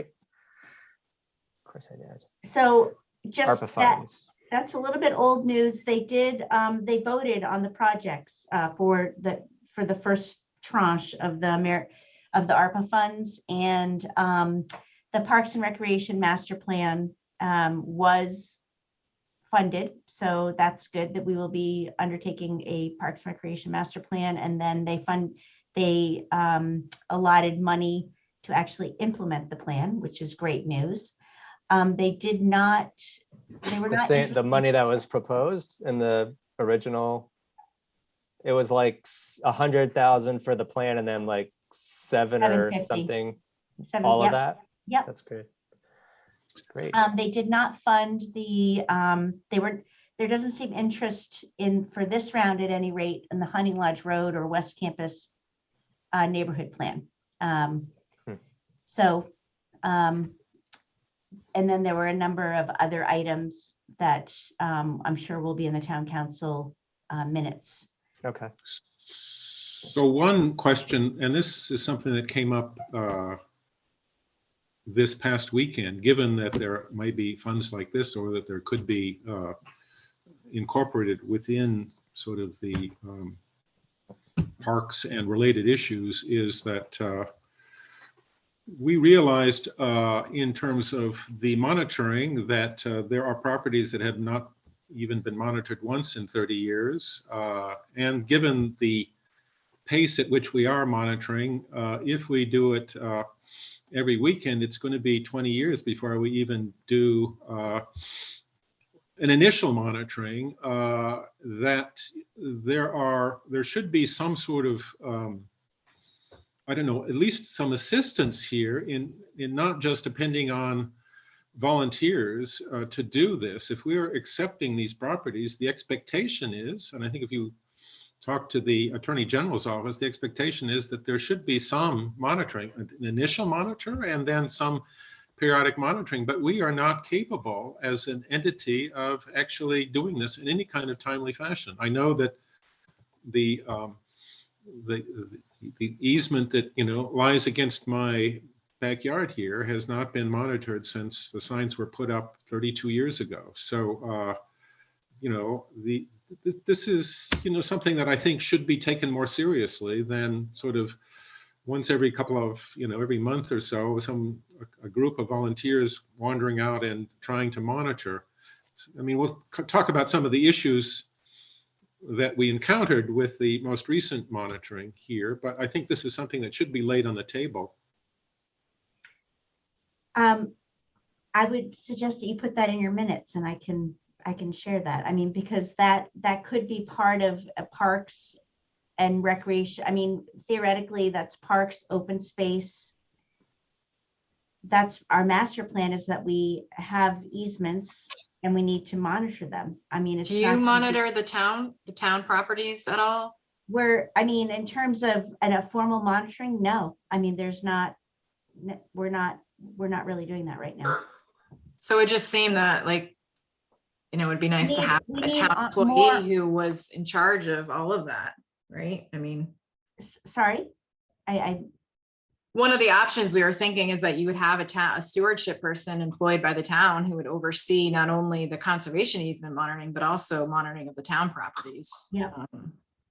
I mean, it would be fairly cheap and And cost management. effective to actually hire someone as a durational person to actually do all of the monitoring, an initial monitoring baseline, making sure that signs are up and all that sort of thing for the different properties. And that might be something that, should, and any outdoor person, you can find these people. It may not, it may be quite attracted to somebody who likes to work out of doors. So, I mean, it could be a contract with someone yes. like Eastern Connecticut Conservation District. I mean, it would probably be like, we probably have to put, 10 grand, 10, 15, I don't know, maybe more initially. That's a good, and then, yeah. That's a good and idea. then, a couple grand every year to make sure this gets done. To just And mark then it's the enforcement, because I'm still enforcing the violation at 56 Davis Road with Ron Beebe. So that, I mean, I've been doing that since, you monitored that last November, and I'm still working with him to have him come into compliance. Yeah. But this could be one item on that sort of master plan of what needs to be done, as part of an overall planning mission for parks, recreation, open space, and that sort of thing. And I think the one of directive the could come things- out of that we need a contractual person to at least do initial monitoring. I mean, certainly the commission members can help, but we're agree. we're limited. Yeah, no, I agree. And I think that I absolutely think when I get to that, when I work on that management plan, that will be certainly a goal that I will advocate to have in that plan. And then since we're going to have money to actually implement the plan, we absolutely need a person who, we need a different type of recreation person, like almost like someone who is trained sort of to work in the national parks, right? That kind of skill set where you're going out there and you're going to do a few educational walks. You're going to monitor stuff. When John was talking about just the monitoring, I was thinking, well, what if the person was also more of a ranger and doing educational stuff in addition to stewardship, and the two would work together well, because the person would learn the properties that they could then improve the outreach, potential. Sounds like a fun job to me. I'm gonna put in for it. I've talked with Jay O'Keefe, our new director of Parks and Recreation, about that. I think we've been talking sort of a lot about that over my tenure with the town. And I think, maybe it's time for people to get a little bit more active about that. If that's something you really feel strongly about, I think, not only that outreach, but I think outreach in general is something we should maybe be talking about more. The idea of a nature center, I've been thinking about that a lot lately, and it's very intriguing and exciting. I realize that's a huge capital investment, but the places that do it well, it becomes a real community centerpiece, either for an organization or for a community. And this is another, if it was the right person, that person could really galvanize stewardship and outreach. You know, and if there's we've been doing some programming, but I feel like just helping have the discussion about how outreach can grow, and really kind of in that ranger, that national park style is exactly what I was thinking too. Because we have a lot of people, you know, like the community center, right? They have people who are trained recreation coordinators, they're lifeguards, they're camp counselors, they run all sorts of different programs. We need just a different type of recreational person. And where I went to grad school, they trained those kinds of folks at University of Vermont, and that would be kind of the skill set we would need. But so it's on the list, 100%. That would be exciting. That'd be great. Chad, Thanks you for got bringing that down? up, John. You can always feel free to, if there's a letter that you want to send, I can pass it along. You know, keep putting it in your minutes, but at some point you may need to advocate for that. I can only, you can tell me, but I can only do so much. What do you think the timeline is on the Parks and Open Space Master Plan? Just a rough. We can start that now. We're going to have to write an RFP and go through that. So Parks and Natural Resources Committee is interested in reviewing that RFP. So that's something that we can have put on the Conservation Commission's agenda. Right now, they are still very short-staffed at the community center. They're running. They have not had an assistant director of Parks and Rec since Kurt Vincenti left. They are also down a rec coordinator. And then there's me. So we're going to do the best we can to get that RFP out, but that plan is going to take a lot of staff time, because we will get out of it what we put in it as staff, and there's going to have to be a lot of community outreach that will be something that staff will do. Along this line, one of the things that you may want to consider on this is to reaching out to some other either towns or organizations that do have stewardship programs. I mean, part of what prompted my thought on this is what my wife said, who works, you know, as a trustee at Joshua's Trust, and what they do and the struggles they've had with stewardship and monitoring of easements that they have and reserves that they have. And one might be able to leverage, you know, not only information, but maybe part-time positions for people that are, you know, dedicated to, are already, you know, have already developed a plan for monitoring and surveying easements and directing stewardship and that sort of thing. A combination of volunteers and, you know, and paid part-time positions. I mean, there's ways to look at this of leveraging this without making it a big expense item. I just check for the minutes here. This master plan, it's a Parks and Open Space Master Plan. Is that what it's called? Parks and Recreation Master Plan. I had it right the first time. Okay. Cool, thank you. And just, does it include the open space and preserved open space in town? Well, we haven't scoped it, but that will be one of the things that I will be advocating for. Okay. And certainly we should put a strong word in that this is an important thing to do as far as the overall scoping is concerned, or of developing an overall management plan.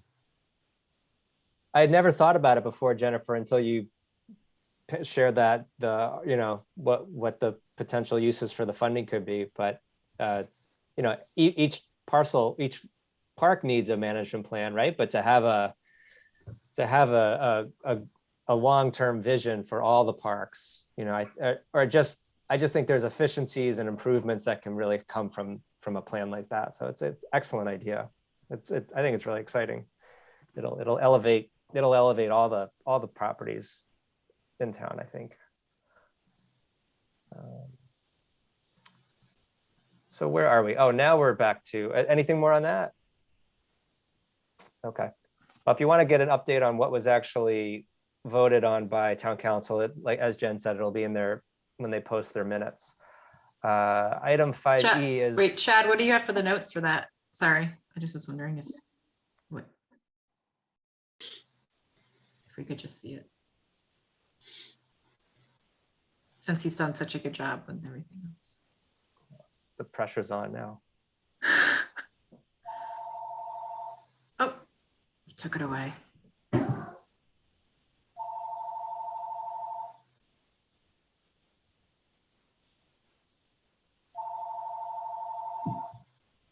Oh, I have this, which is kind of sparse, but I think I captured it.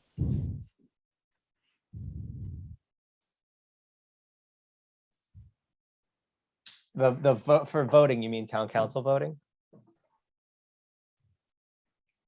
Yeah. Okay.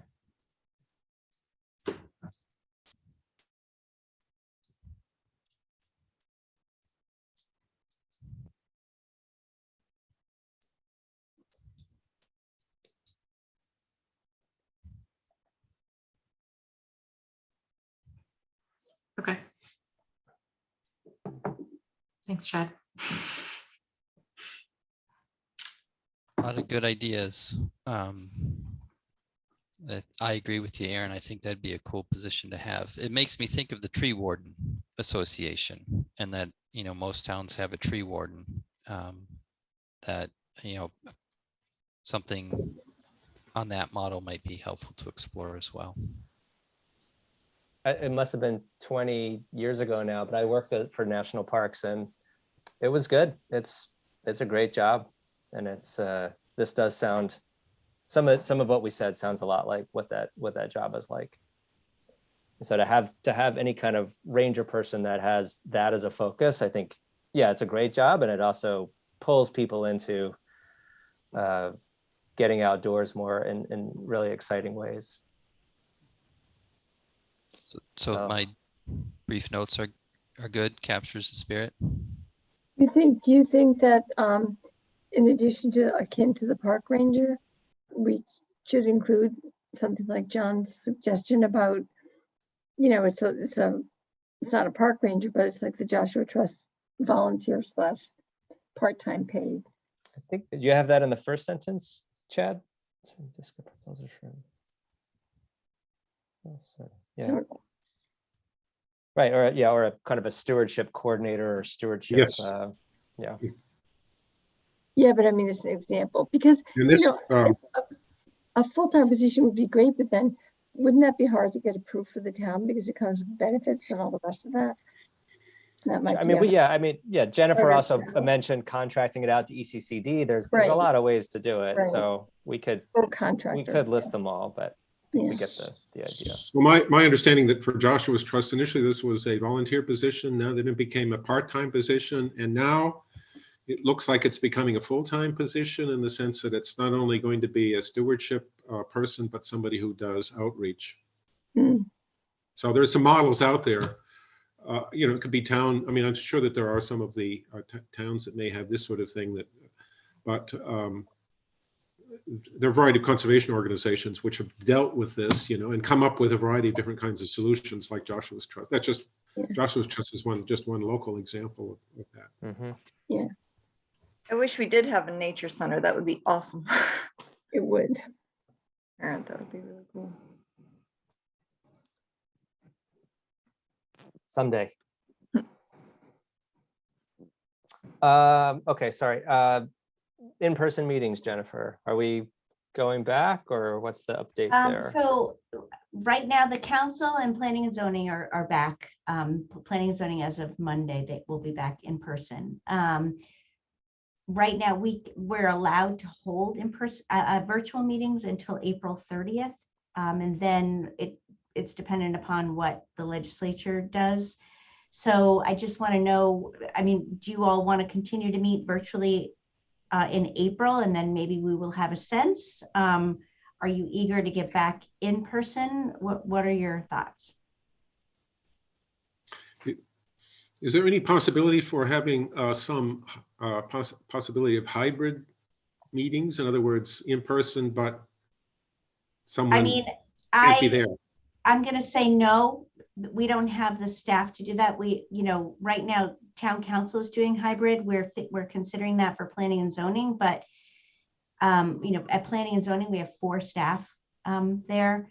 Town council has like 2 dedicated people just to running the meeting. I just don't know that we're going to be able to put that kind of staff support to our advisory committees. So until we can iron out those details. So I think at this point, I'd rather just say in person or virtual. So so in April, we could continue to do virtual. That works for me. I don't know how if people are wanting to get back into back in person, or what people are thinking. I won't be here for the April meeting, so I'll leave it up to all of you. Yeah. I miss seeing you all in person.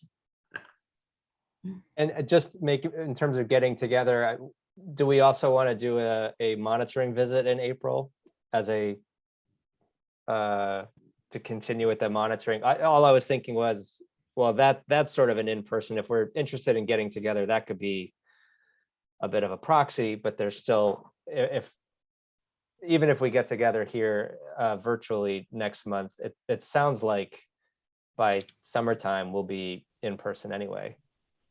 Jennifer, right? It seems like that's kind right, of unless there's the option to meet either or. I'm not sure what's going to happen. okay. Is it legit?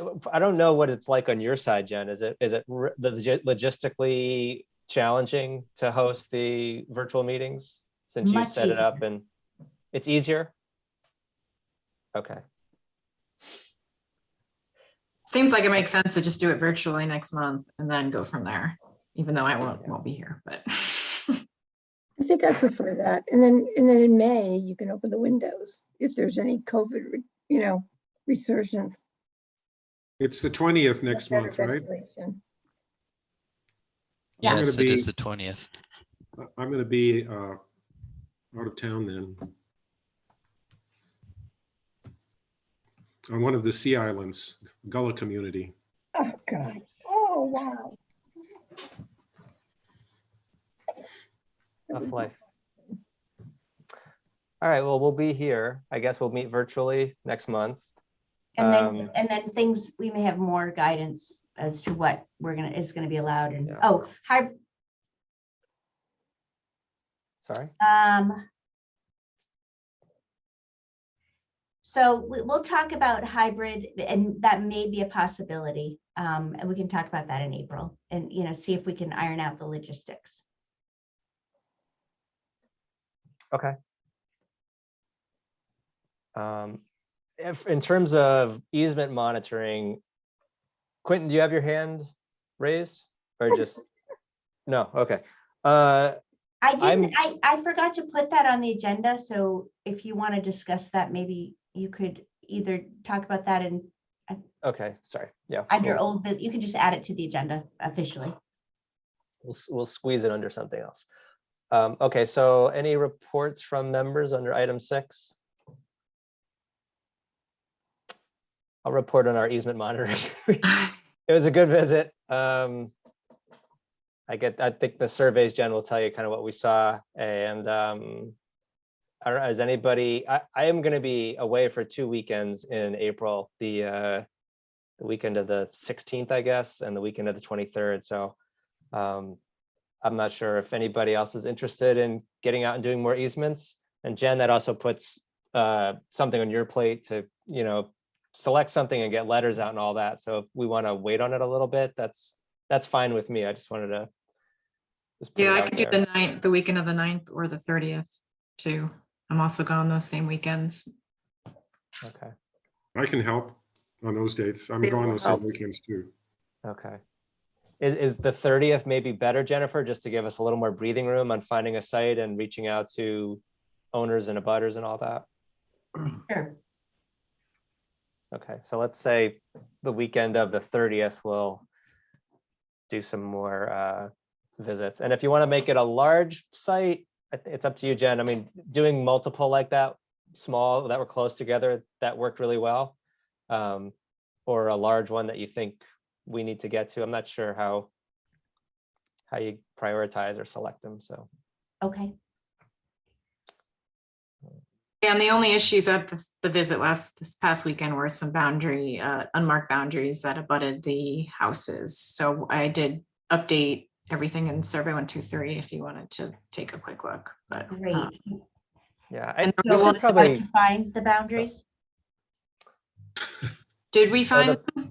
Well, Yeah. the boundaries, first of all, they're offset in the town GIS. So there was some ambiguity about. We were able to find a couple of the rebar on was it the northern boundary? Okay. I think it was the northern boundary. the eastern maybe. But it's in the notes on Okay. Survey 123. It's probably Oh, good to something that and I should have caught it, to keep it on the agenda as Yeah. we talk about the one we just did and then the ones coming up. Yeah. The I don't know the how it got off, actually. It must have. I don't know how I missed that. But But, you having know- the offset with the boundary was really difficult to try to post any signage, because we couldn't get ourselves even within sort of a 30-foot confidence on where the boundary was in some places. And this was part of the genesis of the comment that, I had earlier on about the need for some sort of a monitoring. I mean, that this has been an easement for some time, and that, I think we saw one sign along the stone wall, isn't that it? And that, otherwise there was no signage markers. We couldn't find any monuments or anything else that would give us any confidence about where the We boundary found was. some after you left, John, on the northern boundary. Just when you left on that last boundary side, there Okay. actually were some signs and some rebar, but that was the only side. But not sort And of on the that- critical side, which is where all the houses are. So Right. Exactly. Yeah, Right. exactly.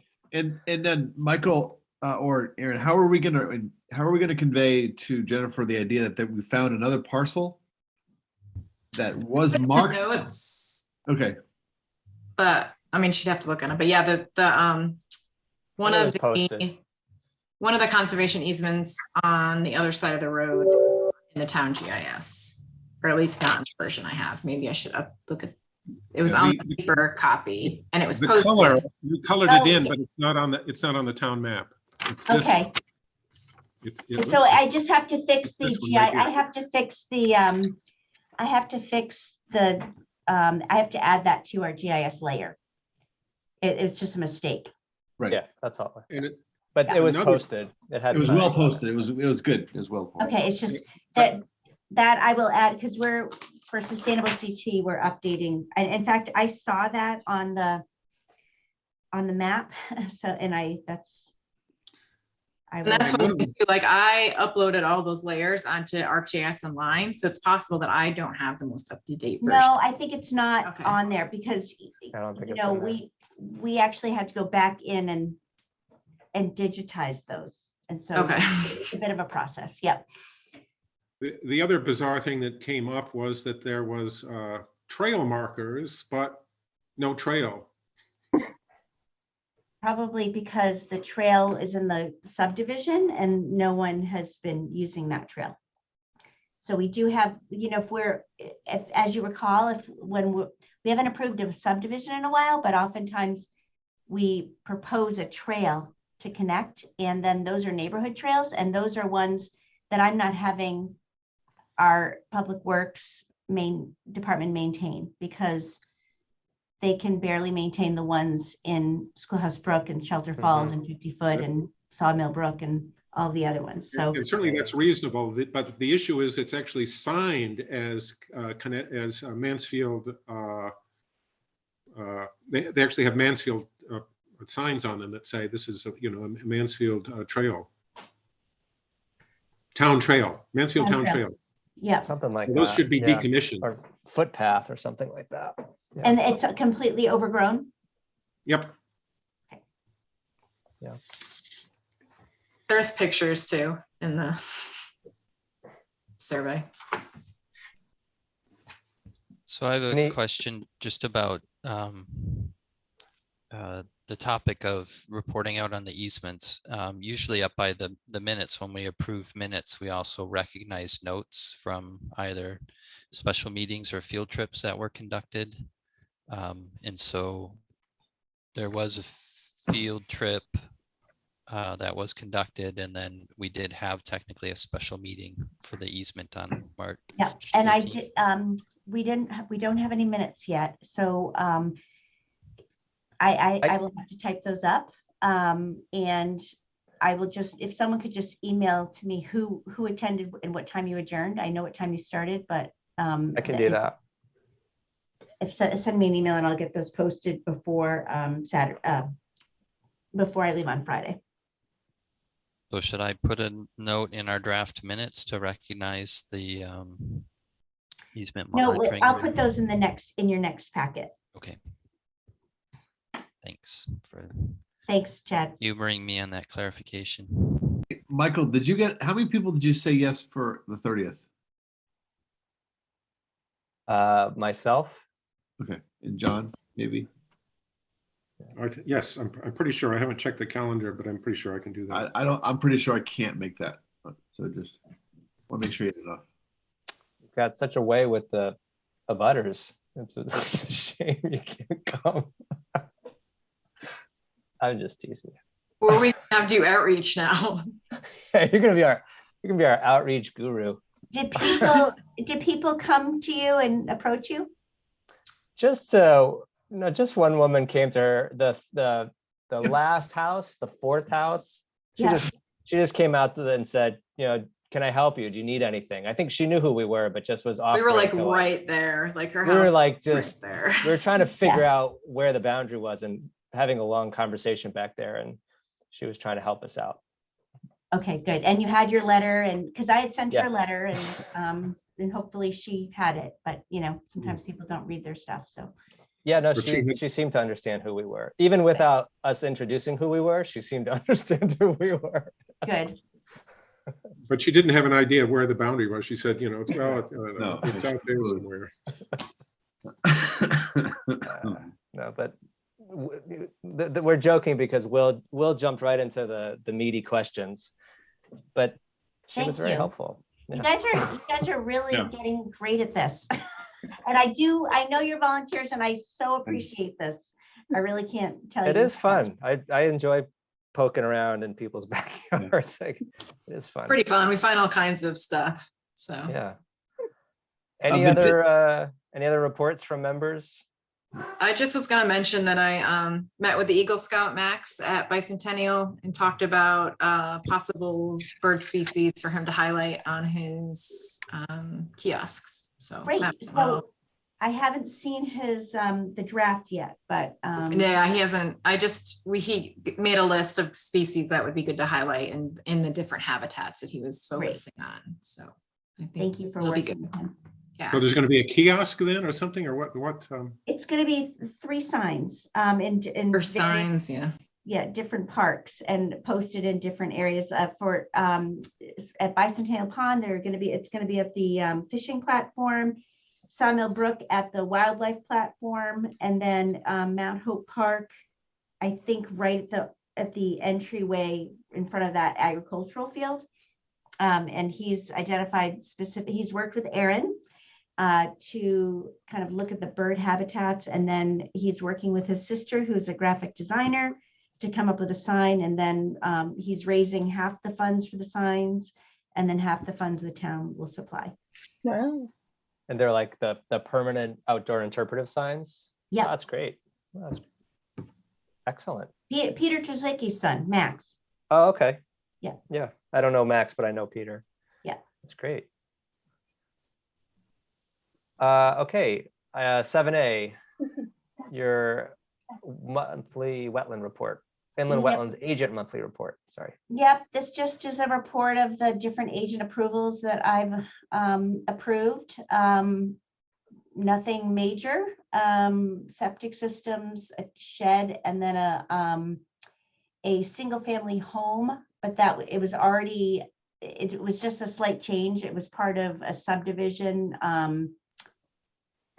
that was approved probably 10 years ago. So so I'm doing a lot of septic systems and sheds right now for agent approvals. Okay. And then you have the 3 deep applications for use of pesticides in state waters. Okay.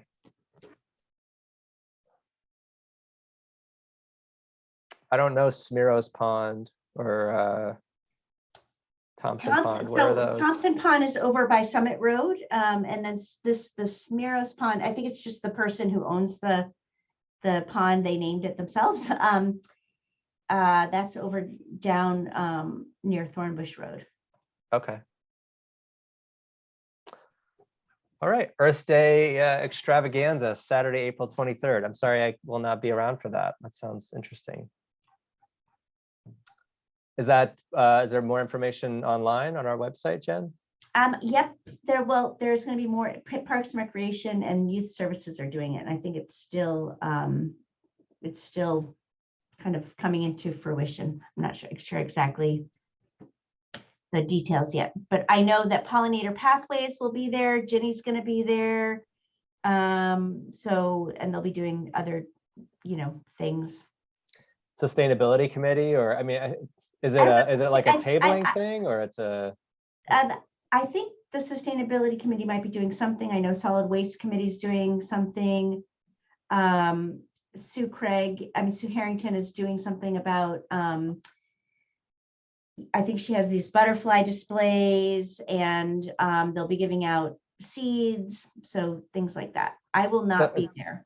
It's sort of like a fair in a way. Yeah. Is that right? Yeah. Okay. Yes. Well, maybe if it's done again next year, maybe we can be part of that and help prepare for it as well. Our next regular meeting will be the 20th, I believe. Yep. And with a potential easement visit on the following Saturday. No, I'm sorry, not the following Saturday, 2 Saturdays away, on April 30th or May 1st if we have a rain day on the 30th. So. Thanks, everybody. We didn't have a lot. We ended up having a longer meeting than I expected. But we tend to chat a lot. So thanks very much, everybody. Have a good night. Have a good night. We're adjourned. And thank you very much, Michael and Chad and everyone. Thank you, Gwen. Bye. Have a good night.